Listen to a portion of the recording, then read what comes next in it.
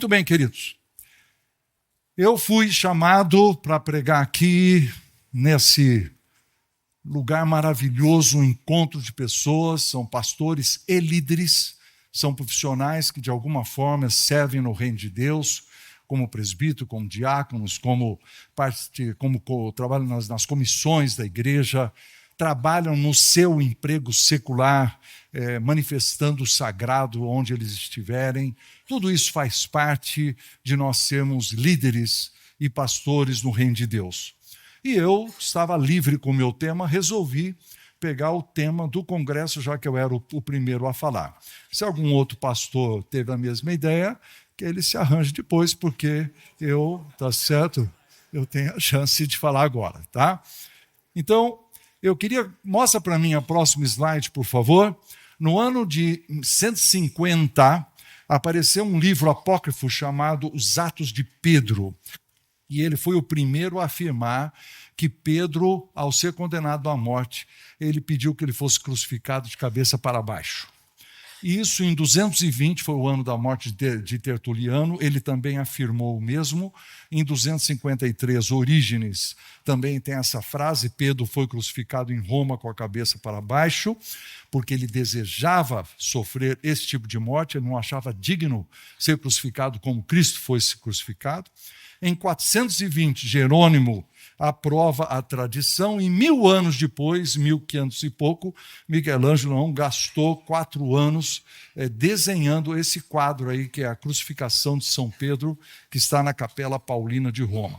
A tradição, então, católica romana, ou, vamos dizer, do cristianismo, está fixa de que Pedro foi martirizado pela crucificação invertida, e baseado nisso, eu quero pensar em 2 setas e falar de uma estranha lógica da graça de Deus. Pode mostrar o outro slide. Ou seja, depois que ele foi crucificado, ele entrou na glória eterna. Depois do sofrimento, ele vai para a glória. Depois, parece que a Bíblia ensina que depois do caminho para baixo é que você começa a ir para cima.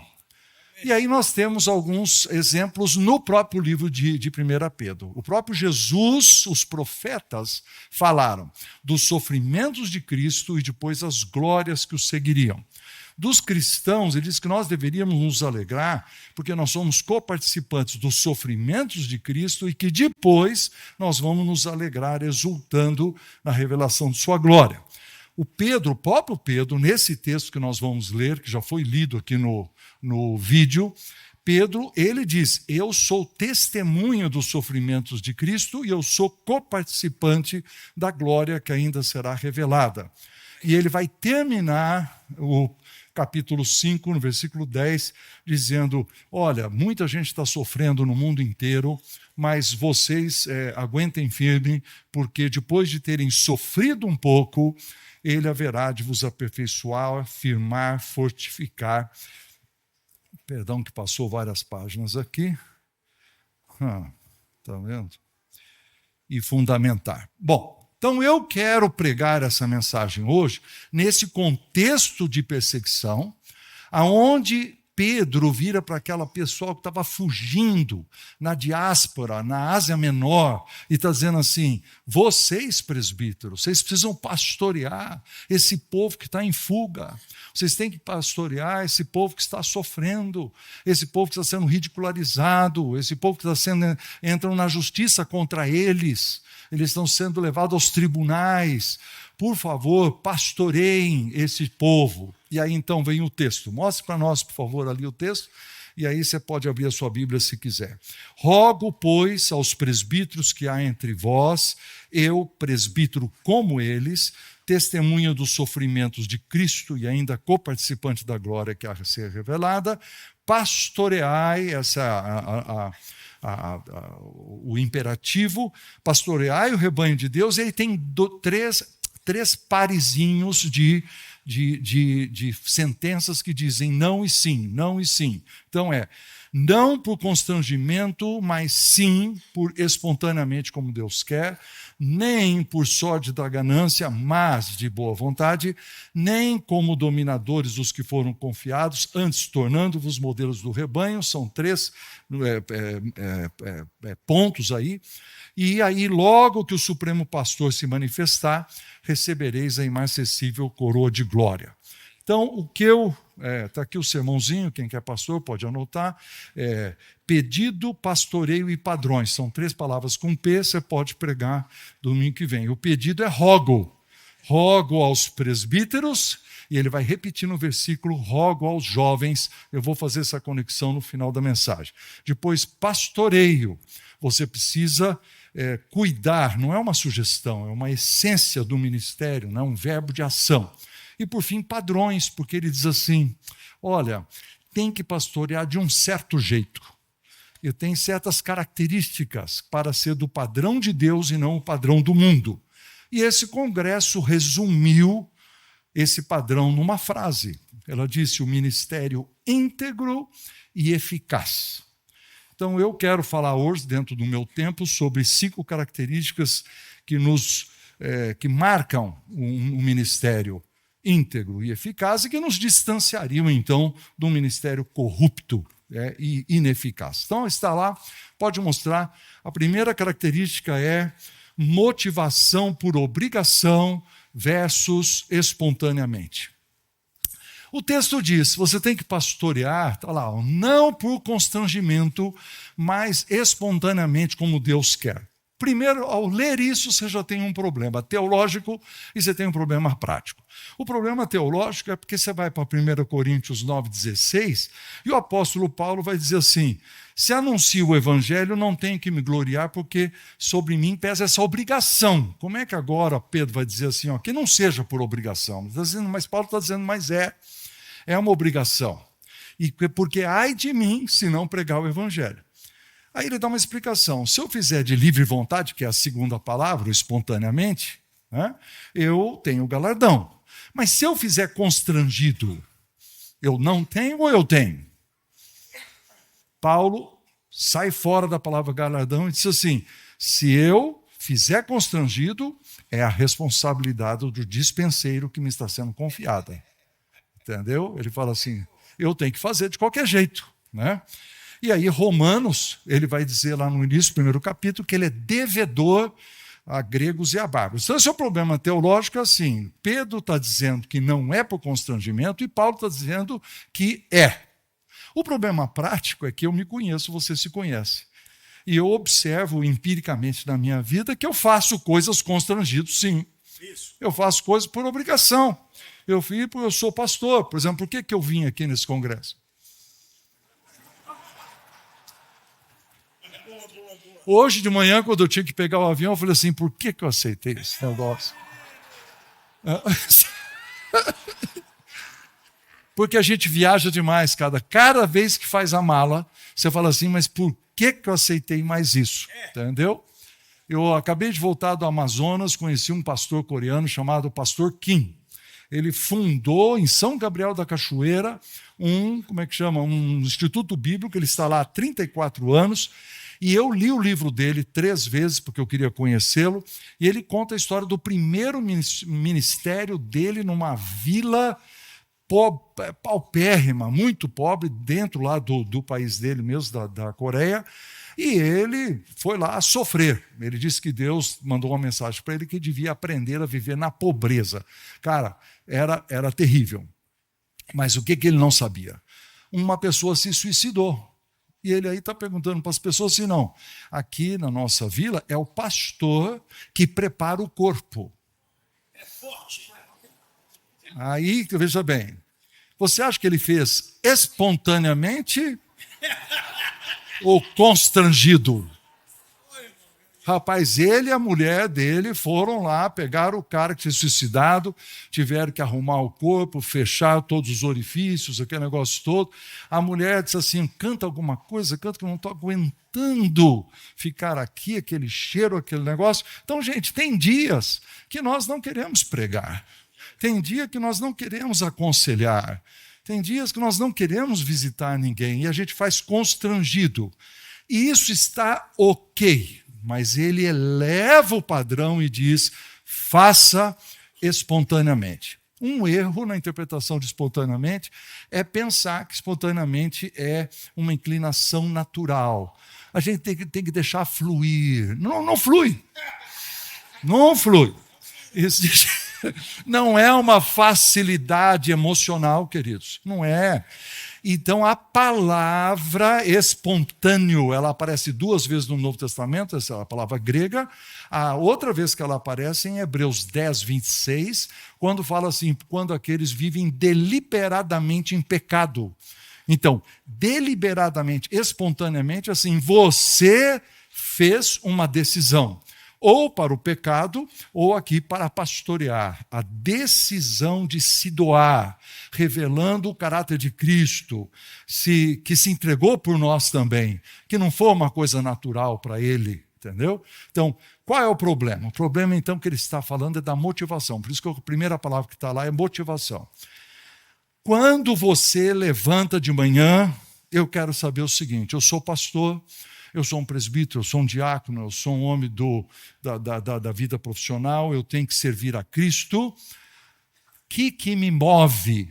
Que é o assunto do meu livro, O Poder que Nos Move. Então, Paulo vai dizer em 1 Coríntios 9, 22, olha que texto. Fiz-me tudo para, com todos, com o fim de, por todos os modos, salvar alguns. Como é que você acha que esse cara levanta de manhã? Entendeu como é que é? Ele vai fazer tudo para, com todos, para de todos os modos possíveis salvar alguns. Tudo faço por causa do Evangelho, para me tornar cooperador com ele. Então, esse é o ministério que está na nossa mão, essa é a primeira característica. Nós somos servos de todos para salvar alguns. Então, nós somos motivados por obrigação? De vez em quando, sim. E o padrão de Deus? Que nós façamos a decisão de servir espontaneamente. Segunda característica é ganância sórdida versus generosidade pronta. O texto diz: nem por sórdida ganância, mas de boa vontade. Sórdida ganância, literalmente aqui no grego, significa avidez por lucro ilegítimo. Eu estou buscando ganhar dinheiro. Ou seja, eu olho para o meu rebanho como uma oportunidade de enriquecimento. Veja bem, eu não estou dizendo que você não possa discutir o seu salário com o conselho, não estou dizendo que você não pode querer ampliar seus recursos de alguma forma. Eu estou dizendo como é que a gente se aproxima da ovelha. Se nós vamos olhar para a ovelha como uma fonte de grana em que eu preciso me enriquecer, né? Ou se eu estou aqui para servir, né? Com generosidade. Eu vou ser bem sincero com vocês, eu nunca entendi muito bem os falsos mestres do Novo Testamento. Pensa um pouquinho. O povo estava sendo perseguido. Os cristãos estão nas vilas, nos povoados. Aparece um sujeito caminhando a pé e ele é um falso mestre. Okay? Só que ninguém sabe. Como existiam muitas pessoas que caminhavam e ensinavam a palavra de Deus, ele é um cara que está chegando. Então ele olha, tal, deve ter um jeito de descobrir quem eram os crentes. Ele descobre e ele vira para uma pessoa e diz assim: vocês vão ter uma reunião hoje à noite da igreja? Ah, tem, vai ser na casa do fulano de tal. Posso ir? Aí eles perguntam: o irmão tem uma palavra? Aí ele fala assim: bom, meus irmãos, eu não gosto muito de assim falar... Sou o que sou, mas assim vos sirvo, aqui estou. Se me der a palavra, eu até falo, deram a palavra para ele, com aquela toda humildade. Aí ele começa assim: o Velho Testamento foi escrito por quem? Por judeus, né? E Jesus, quem que era ela? Ele era um judeu também. E os 12 apóstolos eram também judeus. E a primeira igreja que já se ouviu falar nasceu aonde? Em Jerusalém, na Judéia. Então nós, queridos, é claro, é óbvio que nós precisamos virar judeu antes de virar cristão. E todo mundo diz assim: Uau! Isso é profundo. Então, não foi? E aí os caras saíram assim, nossa, veio um mestre aqui, o cara ensinou, explicou direitinho que nós temos que nos tornar judeus, nos tornar cristãos. É um negócio que nós nunca ouvimos falar. Na próxima noite, a casa está lotada. Por quê? Porque agora o pastor protetor do rebanho vai lá. Aí tem um pau, uma discussão entre os dois muito forte. E aí os caras na janela estão assim, nossa, você viu o que ele falou? Não, porque membro não sabe doutrina. Membro de igreja não sabe. Mas ele gosta de ver os dois brigando para ver quem que dá certo. É que nem nós hoje no celular, tá certo? Então, eles estão lá brigando. E quando terminou a noite, o que aconteceu? Rachou a igreja. Por que que alguém faria isso numa vila pobre da Galileia? Sórdida ganância. Você já imaginou? Porque eu vou tirar umas moedinhas aqui. Até eles me expulsarem da cidade, eu vou para a próxima repetir a coisa. É um negócio muito forte, esse negócio do dinheiro, e como é possível até hoje em dia você explorar ovelhas muito pobres para ganho pessoal do pastor. Aí eles assim, não, tem que ser de boa vontade, prontamente, generosamente. Esse é o coração do pastor que tem o antídoto contra a ganância. Ele não fica conversando com um membro da igreja, perguntando, nossa, o cara é engenheiro, estou pensando aqui o tamanho do dízimo, entendeu? Esse aqui é empresário. Não. Ele fala, como é que eu posso doar a mim mesmo? Então, olha, eu tive algumas experiências recentemente. Eu fui, por exemplo, nessa viagem para a Amazonas, eu sentei com alguns colegas que são missionários entre os Waiwais e Yanomamis e outros indígenas lá, e eles estão lá há 40 anos. Levantei o assunto de família. Como é que você fica com os filhos na mata? Entende? E aí tinha duas opiniões, porque teve alguns que ficaram 12, 13, 15 anos na mata, mas quando os filhos chegaram numa idade, eles fizeram questão de sair da mata com os filhos. Mas teve um outro casal que falou assim, não, nós sentimos que não podíamos sair da mata, mas que os nossos filhos não podiam ficar lá, porque a nossa menina estava ficando com 9, 10 anos, e as meninas da aldeia já estavam incitando ela a ir no matinho e ter experiências sexuais. Graças a Deus, ela contou isso para nós, nos preocupamos. Deus providenciou uma mãe, uma pessoa que não sabia do nosso conflito, mas mandou uma carta, disse para nós que podia cuidar dos nossos filhos, e lá foram os nossos filhos, nós com o coração sangrando, e ficamos ali mais 4 anos. Depois de alguns meses, nossa filha escreveu uma cartinha para nós. Papai e mamãe, é muito difícil ficar longe de vocês, mas não se preocupe, eu entendo que quando vocês colocaram a mão no arado, não pode olhar para trás. Aí você vê o pai com a cartinha, chorando na pista de aviação. E eu estou aqui emocionado também, pensando o preço que o pai e a mãe pagaram. Não pensaram em ganhar dinheiro, queridos. Pensaram em generosamente servir. Agora, os dois estão certos, porque não existe um versículo na Bíblia. Então, existe aquele que faz de um jeito e aquele que faz do outro, né?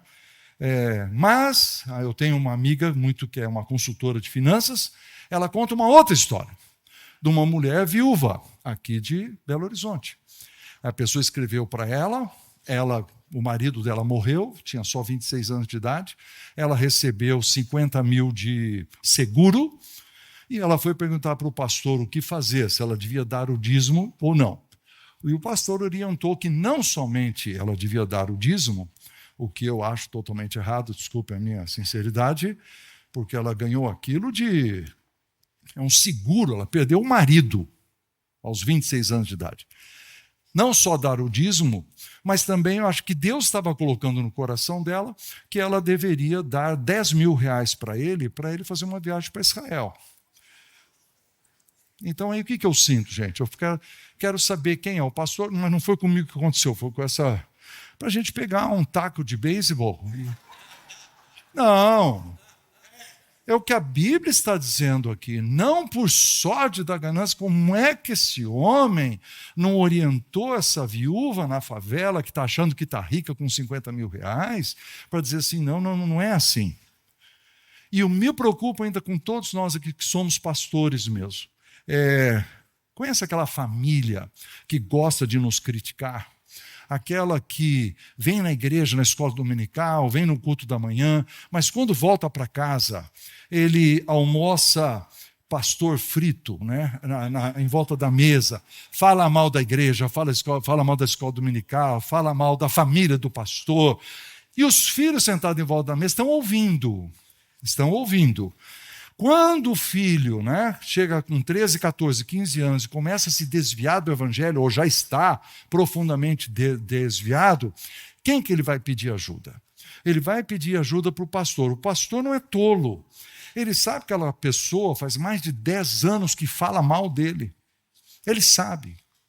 É nessa hora, queridos, que nós temos que matar o nosso eu, né, tomar a cruz e atender aquelas pessoas que falam mal de nós, atender aquele presbítero que cria dificuldades para nós, atender o filho dele.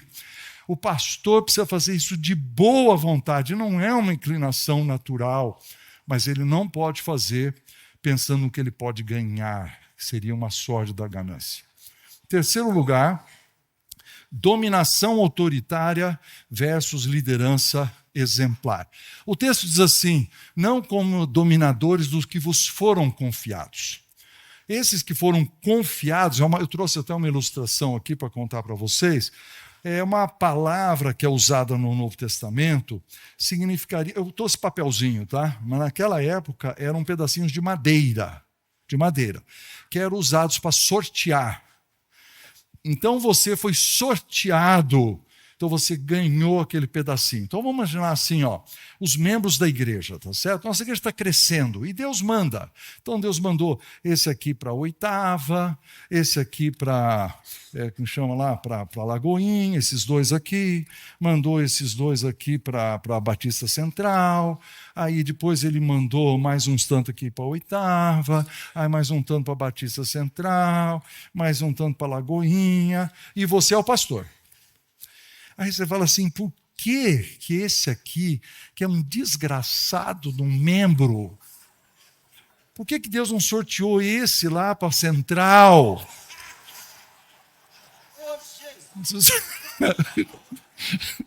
Porque a verdade é que Deus às vezes manda pessoas para a nossa igreja que nos ajudam no louvor, que nos ajudam, que são uma bênção, é um novo escola dominical, uma pessoa, mas de vez em quando nós somos sorteados com gente que vem e são um espinho na carne. Mas como é que Deus chama todos eles? Os que vos foram confiados. Forte, hein? Você é responsável. Coloquei no seu rebanho. Conhece aquele líder da comissão de construção que depois que tomou posse, ele desenvolveu o chamado Ministério do Impedimento? É assim, nada que é proposto ele permite. Esse cara, ou do cancelamento, vamos deixar sobre a mesa para verificarmos o futuro. E ele encontrou ali o seu reino pessoal. Nessa hora, quando nós temos pessoas que acham que são os donos do Ministério das Mulheres, os donos do Ministério de Casais, os donos do coral, né, a única pessoa que pode fazer solo, e aí vai embora. Todas as pessoas que encontraram os seus pequenos reinos, o que nós queremos fazer? Nós, como pastores, queremos usar a nossa autoridade e forçar uma mudança. Aí tem esse versículo, não como dominadores dos que vos foram confiados. Rapaz, Eu conheço uma história, é uma história verdadeira, um pastor que tinha um homem na igreja que falava muito mal dele, ele foi aguentando, eu consigo imaginar as dores, porque aquilo é uma constante, tá certo? Até que chegou ninguém contou isso para mim, eu conversei com um advogado que lidou com o caso, tá certo? O que aconteceu? Pastor, chegou um dia que ele não aguentou. Ele pegou aqueles textos da Bíblia, dizendo aquelas pessoas que estão atrapalhando o ministério, e aqui do púlpito, ele falou assim: então, senhor fulano de tal, o senhor está fora do conselho de presbíteros, o senhor está fora da comissão, e ele então demitiu a pessoa do púlpito. A pessoa entrou na justiça, o juiz disse que não foram seguidos os sistemas protocolares do estatuto, e ele retornou para a igreja para agora estar presente com força judicial dentro do trabalho daquele pastor. Aquele pastor sofreu o que pôde, e quando ele foi tentado e caiu na tentação de dominar, aquilo virou-se contra ele. Então, o que a Bíblia diz? Não seja o dominador. A palavra em grego é katakurieo, ou seja, vem de kurios, o senhor. Kata é um reforço, é como se fosse um negócio de karatê, assim, entendeu? Então, você se assenhora das pessoas, você bate de cima para baixo, você domina, você subjuga. E Jesus, então, vai dizer assim: não, Mateus 20, os governadores dos povos, esses sim dominam sobre vocês, mas no seu caso não será assim. Quem quiser ser grande tem que ser servo de todos. Aí o sujeito escreve o livro chamado Líder Servo. Eu tenho uma dificuldade enorme com essa frase líder servo, mas eu não posso ser muito contra, porque está na Bíblia, tá certo? Mas eu tenho na interpretação e na prática, eu ensino liderança. Eu fico complicado quando o cara fala assim: mas tem que ser líder servo. Eu tive um caso de aconselhamento, não posso citar o nome da pessoa, um diretor executivo de uma certa missão, né? E ele se sentia abusado pelos membros do conselho de administração. Todos os membros individualmente resolveram praticar microgerenciamento com ele.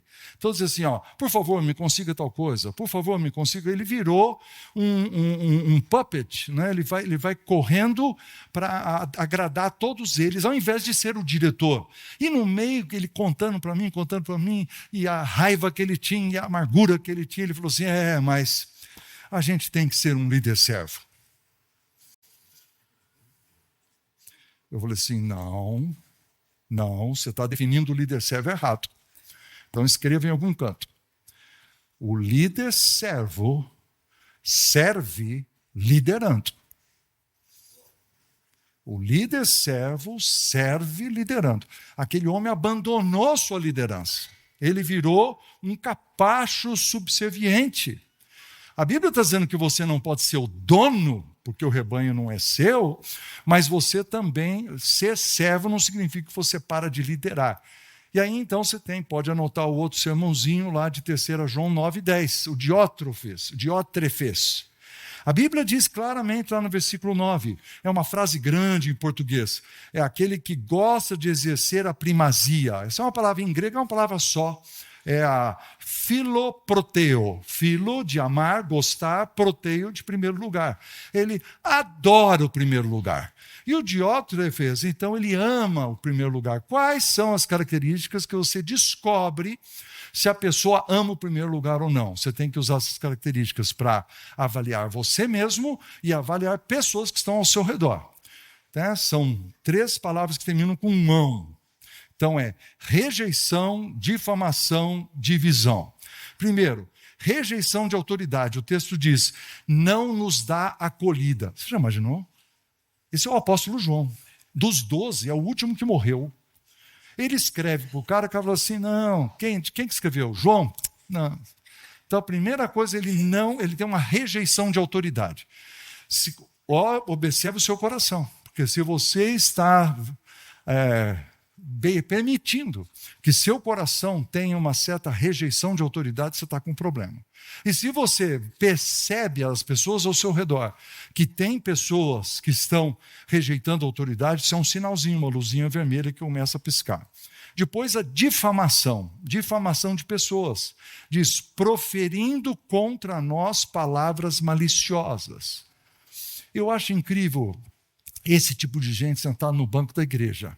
Por quê? Porque ele produz uma desconfiança sem dizer nada. Vou ensinar isso para vocês não fazerem. Vou ensinar para vocês descobrirem quem está fazendo, né? Por exemplo, você está sentado no banco da igreja, o pastor está pregando sobre dinheiro, ou sexo, ou alguma coisa assim. Aí ele vira para a pessoa ao lado e fala assim, você não acha que ele está falando muito sobre dinheiro? Você não acha que tem um problema nessa área? O outro fala assim, você está sabendo de alguma coisa? Não estou sabendo nada.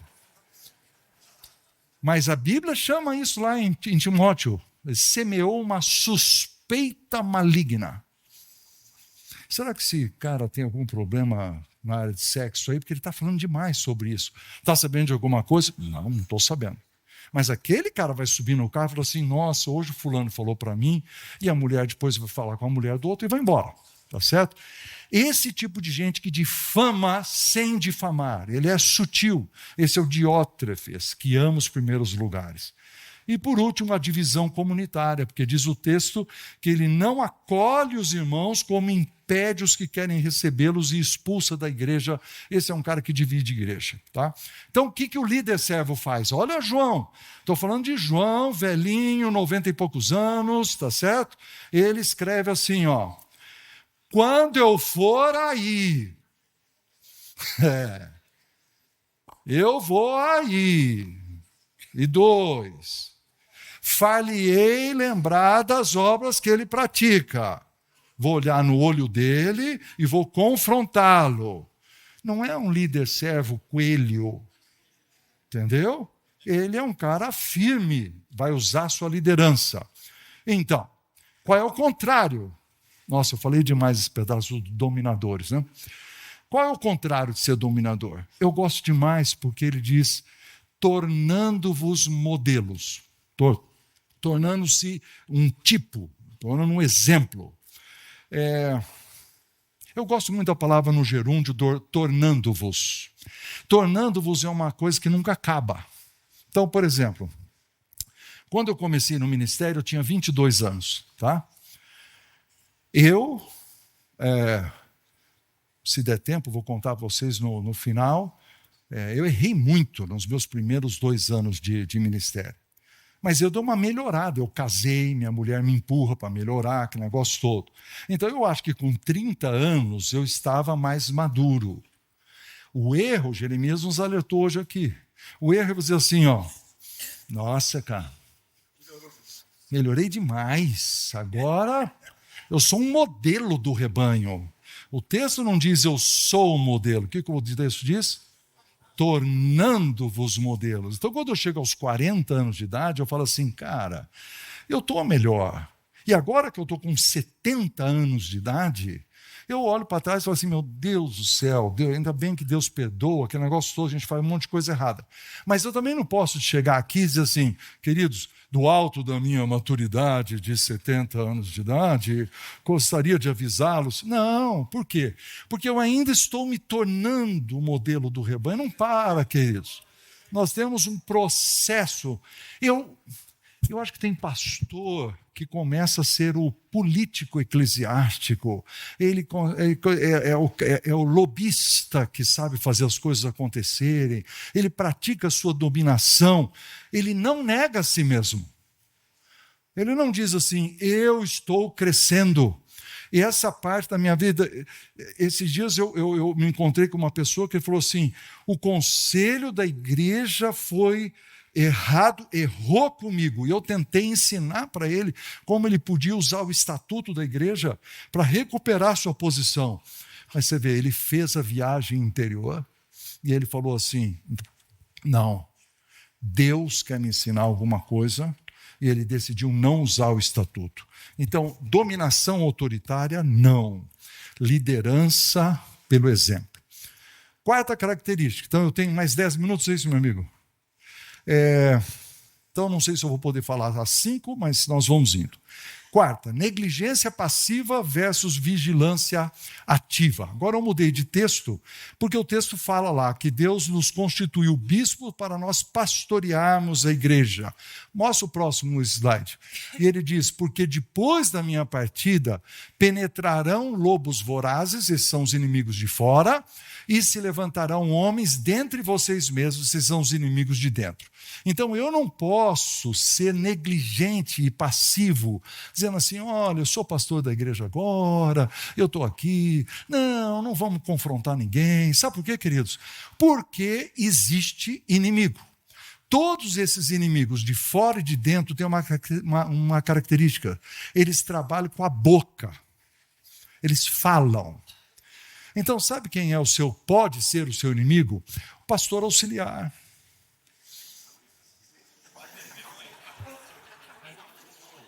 Pode.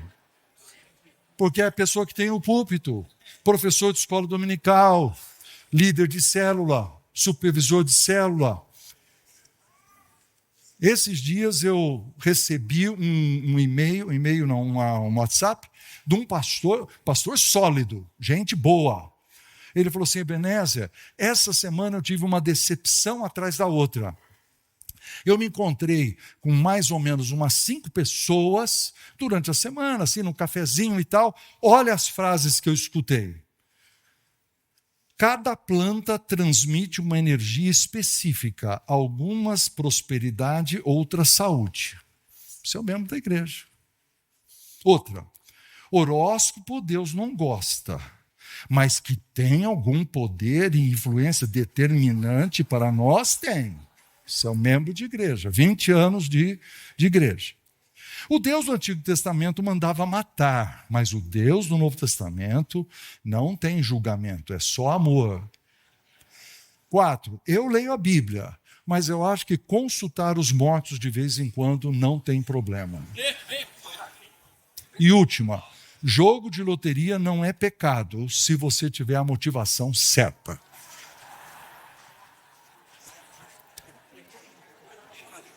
E aí eu fico pensando, e aí esse pastor, eu estou falando de um pastor que ensina a Bíblia.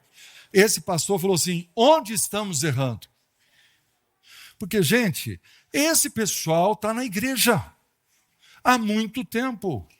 Aí eu tentei escalar alguns erros. Por exemplo, ensinamos muitos o evangelho moral, por exemplo, como melhorar a sua vida. Falamos pouco do inferno ou da condenação eterna.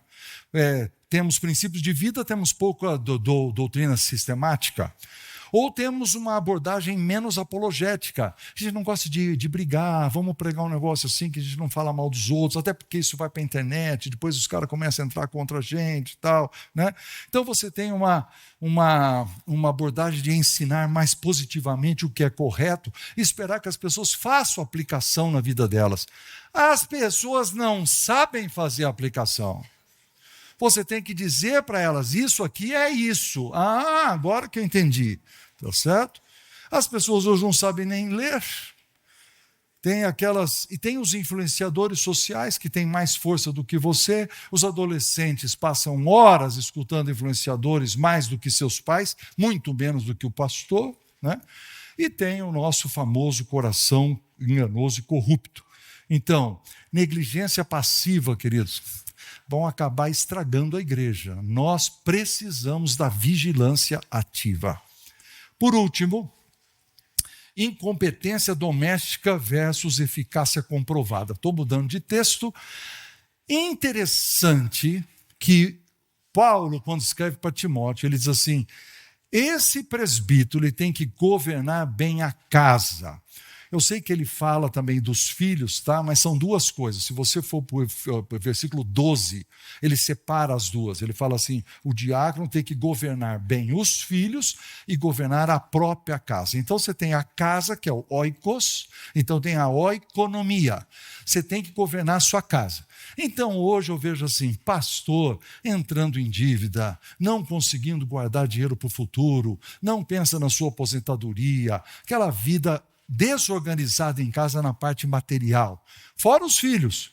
Às vezes a criançada que está brincando aqui na frente, estragando o culto, é o filho do pastor, é o neto do pastor. Ele não consegue dominar uma criança de 3 anos, mas ele quer disciplinar um adulto, um pecado da igreja. A Bíblia diz assim, não. Olha o versículo 5. Se ele não sabe governar o microcosmo, que é a sua casa, como governará o macrocosmo, que é a igreja de Deus? Ele não devia fazer parte do conselho, não devia ser pastor. Se ele não consegue dominar 4 pessoas, se ele não consegue governar. Então, a eficácia, veja bem, o título desse congresso é Pastoreai com integridade e eficácia. Eu queria dizer essa palavrinha sobre eficácia, porque é importante. Você precisa saber governar, uma capacidade comprovada de liderar e gerenciar. Já contei para você, Jeremias, uma vez que nós estávamos conversando lá em Campinas, lá em Águas de Lindóia, desse jovem pastor que ele escreveu para mim e falou assim, estou desesperado, porque eu tenho 2 pessoas, numa igreja pequena, tenho 2 pessoas que querem trazer o pastor de novo, de volta. O pastor tinha saído, colocado ele como pastor, saiu, e esses 2 falaram assim, não, nós queremos aquele de volta. E aí as razões são as mais ridículas, a igreja está indo bem, a igreja gosta do novo pastor, mas ele fala, eu não sei como resolver. Eu falei assim, me dê uma cópia do seu estatuto. Ele falou, estatuto? Devo ter em algum lugar. Então ele não sabe como é o estatuto. Aí ele me mandou a cópia. Aí nós estamos online. Eu falei assim, rapaz, dá uma olhada aqui, artigo tal, não sei o quê. Quem dirige a igreja? Ele falou, é o conselho. Como é que é formado o conselho? Está no próximo artigo. Formado por 3 pessoas, é o pastor e os 2 presbíteros. Então, faz uma reunião do conselho, você e os outros 2. Um dos presbíteros é o cara que é a dor de cabeça dele. Aí ele foi para a reunião, deu uma cópia do estatuto para cada um, certo? Falou, vamos ler o artigo tal, quem que dirige essa igreja? São essas 3 pessoas. Então somos nós 3, o que nós decidimos está decidido. Que interessante, a gente não sabia. Pois é o que está no estatuto. E aí ele falou, eu gostaria de saber se eu sou o pastor da igreja mesmo ou se nós vamos trazer o outro cara. E o cara disse assim, não, pastor, o senhor é o pastor. Eu também acho que eu sou o pastor. E você, o que acha? Então, você perdeu. Certo? Aí esse moço acha que ele acha que eu sou um gênio. Eu sou um gênio.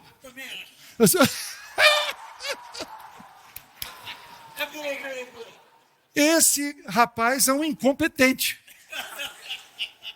Ele não leu o bendito estatuto. Entende? Ele precisa dirigir uma igreja, ele fala assim, não, nós vamos só com a Bíblia, só com a Bíblia. Cara, vocês entenderam, não é? Certo? Então agora eu vou encerrar. Não é curioso que o apóstolo Pedro, ele diz assim, rogo igualmente aos jovens, que sejam submissos aos mais velhos. A palavra velhos é presbítero. Lembra que ele tinha acabado de falar para os presbíteros?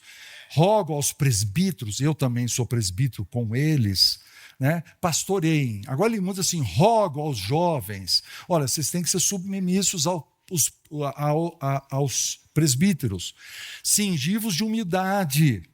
Porque aí tem essa frase célebre, né, que nós conhecemos, Deus resiste o soberbo, mas aos humildes ele concede a sua graça. Lembra que eu mencionei lá no começo essa estranha lógica da graça, de que você vai para baixo para depois ir para cima?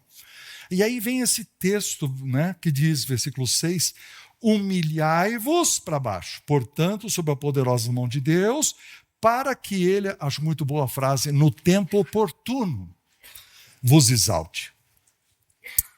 Meus irmãos, ele pediu para o presbítero e para os jovens a mesma coisa. Nós precisamos, ele roga, ter essa humildade. Mas eu quero fazer aqui uma comparação, por isso que eu coloquei ali na coluna da flecha para baixo, eu coloquei crucificados de cabeça para baixo. Quero dizer assim, olha, Deus está pedindo que quando você pastoreie, que você faça como o apóstolo Pedro. Você se sacrifica de cabeça para baixo, com essa grande, estranha lógica da graça. Eu sou Eu sacrifico a obrigação e peço a Deus para desenvolver a espontaneidade. Eu sacrifico a ganância, o lucro fácil. Eu peço a Deus para desenvolver a generosidade. Eu sacrifico o desejo de dominar. E eu peço para Deus me desenvolver como um exemplo, um modelo que está em evolução. Eu sacrifico essa negligência passiva de empurrar com a barriga.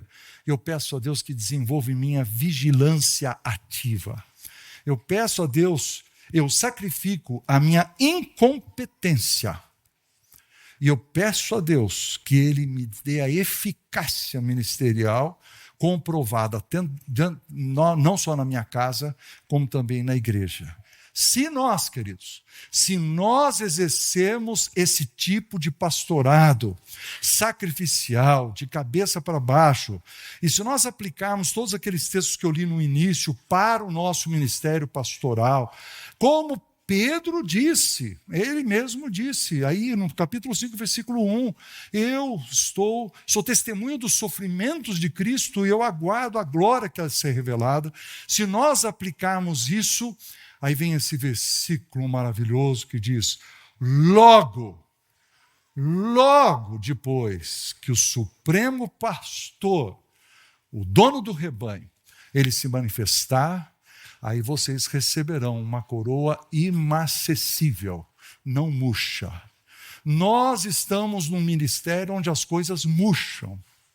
Nós estamos num ministério onde a gente perde gente.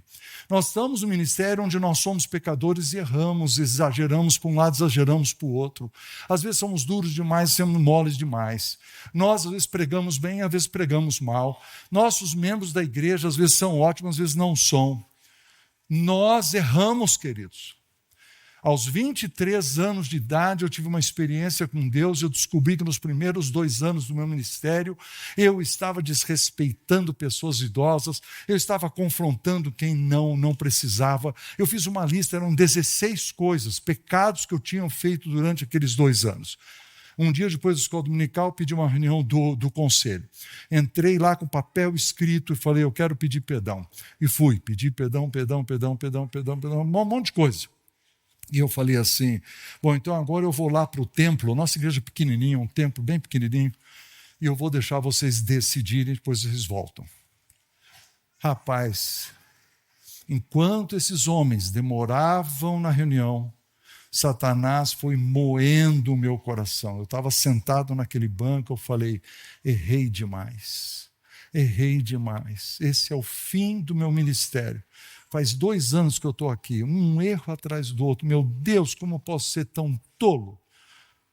Atos de dominação, atos de falta de educação, atos de... uma coisa típica da juventude, era muito erro demais. A reunião terminou e meu coração muito mal. Sai todo mundo sai da salinha, vai embora e vem um cara falar comigo. Ele sentou, eu falei, e aí? Ele falou assim, nós aceitamos o seu pedido de perdão. Você errou mesmo. Mas nós o perdoamos. Está perdoado. Meu Deus, aquela coisa do diabo saiu do meu coração.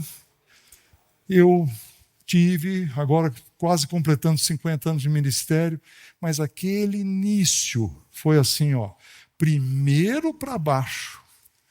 E no momento oportuno, Deus tira você para cima. Eu não sei como é que está o seu coração hoje no início desse congresso. Mas que você possa responder ao Senhor.